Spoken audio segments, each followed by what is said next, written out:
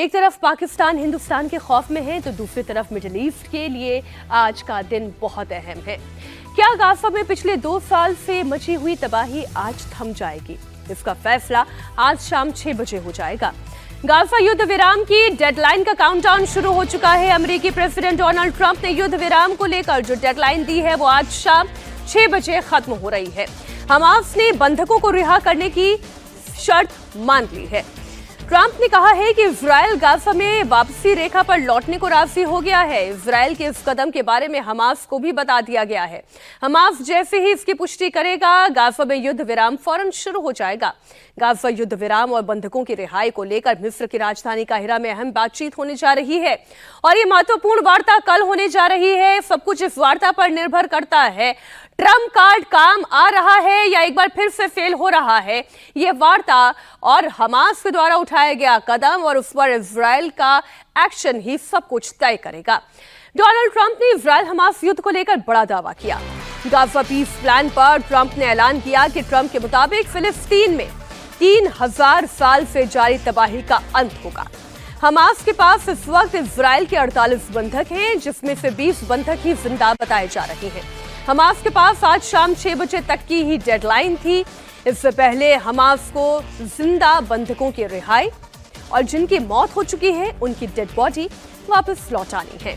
वहीं इजराइल भी अपनी जेल में बंद करीब 2000 फिलिस्तीनी कैदियों को रिहा करेगा।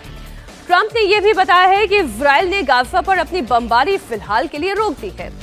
वहीं ट्रंप ने इजरायली सेना की तैनाती का नक्शा भी शेयर किया है। नक्शे में गाजा से वापसी की लाइन बनाई गई है। यह लाइन इस वक्त आपके सामने है। ट्रंप ने ऐलान किया है कि इजराइल ने गाजा से सेना की शुरुआती वापसी की लाइन को मान लिया है।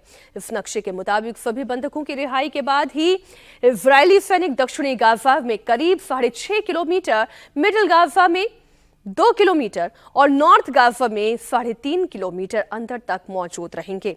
हमास इस पर फिलहाल राजी दिखाई नहीं दे रहा। I just want to let you know that this is a very special day, maybe unprecedented in many ways. It is unprecedented, but thank you all, and thank you all to those great countries that helped. We were given a tremendous amount of help. Everybody was unified in wanting this war to end and seeing peace in the Middle East, and we're very close to achieving that. Thank you all, and everybody will be treated fairly. Trump के शांति प्रस्ताव पर Hamas का क्या रुख है, ये तो शाम 6 बजे तक ही साफ होगा। लेकिन कुछ शर्तों को लेकर हमास तैयार नहीं है। ट्रंप के शांति प्रस्ताव में है कि फिलहाल बोर्ड ऑफ पीस का गठन होगा। इस बोर्ड के प्रमुख खुद ट्रंप होंगे। इसमें ब्रिटेन के पूर्व पीएम टोनी ब्लेयर समेत कई इंटरनेशनल हस्तियां भी शामिल होंगी। लेकिन हमास ये चाहता है कि गाजा का प्रशासन विदेशियों को नहीं, फलस्तीनियों को सौंपा जाए। पीस प्लान के मुताबिक हमास को अपने हथियार डालने होंगे, लेकिन हमास हथियार छोड़ने के लिए राजी नहीं है। अभी तक हमास ने यह नहीं कहा कि वो हथियार छोड़ेंगे। ट्रंप के प्लान में यह भी है कि फिलहाल गाजा के सीमा में इजरायली सेना रहेगी, लेकिन हमास ये चाहता है कि इजरायली सेना को गाजा से पूरी तरह हटना होगा। हमास के प्रतिनिधि मंडल से कल इजिप्ट में जो बातचीत होने वाली है उस पर भी पूरी दुनिया की नजर है। इजिप्ट की राजधानी काहिरा में ये बड़ी मीटिंग होने जा रही है। इस मीटिंग के लिए हमास का प्रतिनिधि मंडल पहुंच चुका है। अमेरिका से विशेष दूत स्टीव विटकॉफ और ट्रंप के दामाद जेरेड कोशनर वार्ता के लिए पहुंच रहे हैं। उम्मीद है कि हमास के कब्जे से इजरायली बंधकों को रिहा कराकर घर लाया जा सकेगा। इजिप्ट ने भी यह पुष्टि की है कि वो दोनों प्रतिनिधि मंडल की मेजबानी करेंगे। I want to thank the countries that helped me put this together: Qatar, Turkey, Saudi Arabia, Egypt, Jordan, and so many others. So many people fought so hard. This is a big day. We'll see how it all turns out. We have to get the final word down in concrete. Very importantly, I look forward to having the hostages come home to their parents and having some of the hostages, unfortunately, you know the condition they're in, come home likewise to their parents, because their parents wanted them just as much as though that young man or young woman were alive. प्रधानमंत्री Netanyahu की team भी Egypt में Hamas से बातचीत के लिए पहुंच रही है। इजरायली डेलीगेशन में रणनीतिक मामलों के मंत्री रॉन डर्मर, गवर्नमेंट हॉस्टेज प्रमुख गेल हिर्श, विदेश नीति सलाहकार ऑफर फॉक, शिनबेट के वरिष्ठ अधिकारी और मुसाद के वरिष्ठ अधिकारी भी इसमें शामिल हैं, जो हमास के डेलीगेशन के साथ बातचीत करने वाले हैं। हम एक बहुत ही अहम उपलब्धि की कगार पर हैं।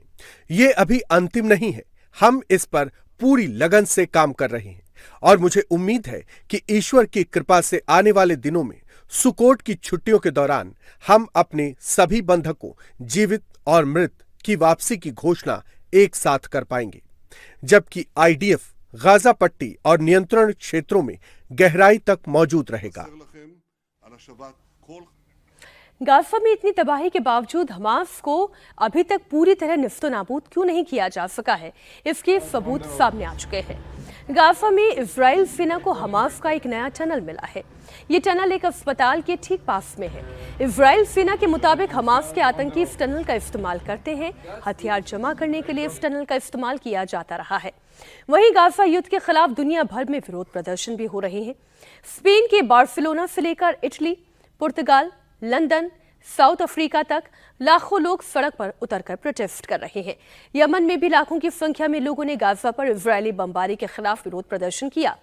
7 अक्टूबर 2023 से लेकर अब तक गाजा में 67,000 से ज्यादा लोगों की जानें जा चुकी है।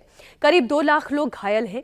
गाजा में इजरायली सीज को तोड़ने के लिए समंदर के रास्ते से ग्लोबल समुद्र फ्लोटिला के पहुंचने की कोशिश हो रही थी। ग्लोबल समुद्र फ्लोटिला पर दुनिया भर के एक्टिविस्ट सवार थे, लेकिन इजरायली सेना ने ग्लोबल समुद्र फ्लोटिला को गाजा पहुंचने से पहले ही रोक दिया। इसके बाद दुनिया भर में जोरदार प्रदर्शन शुरू हो गया।